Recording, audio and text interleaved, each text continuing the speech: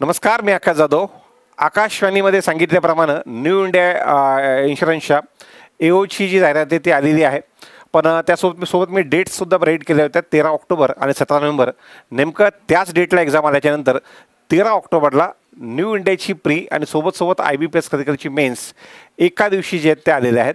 तर जे विद्यार्थी सध्याला लगेचच्या लगेच वेगवेगळ्या मी व्हिडिओजमध्ये बघितलं, विद्यार्थी चॅट करत आहेत आणि एका दिवशी परीक्षा आल्यामुळं नेमकं कसं करायचं तर जास्त प्रॉब्लेमॅटिक नाही आहे. जे कोणतं तुमचं IBPS क्लिनिकल मेन्सचं सेंटर असणार आहे त्याच सेंटरला तुम्हाला न्यू इंडियाचं सेंटर टाकायचं आहे, सो दॅट दोन वेगळ्या शिफ्टमध्ये तुम्हाला एक्झाम मिळेल.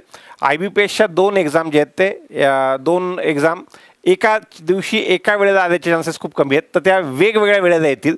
त्यामुळे फॉर एक्झाम्पल समजा IBPS क्लिनिकल मेन्सची एक्झाम सकाळी असेल तर न्यू इंडियाच्या ज्या काही 2 शिफ्ट असतील, 1-2 शिफ्ट असतील तर त्या 1-2 शिफ्ट ज्या आहेत त्या संध्याकाळच्या वेळेला असतील. तर त्यामुळं एकच एक्झाम सेंटर जर तुम्ही टाकलं IBPS क्लर्क मेन्सचं जे आहे तेच एक्झाम सेंटर न्यू इंडियाचं टाकलं तर अशा वेळेला तुम्हाला जास्त प्रॉब्लेम होणार नाही. ती एक्झाम जिथे देता येईल.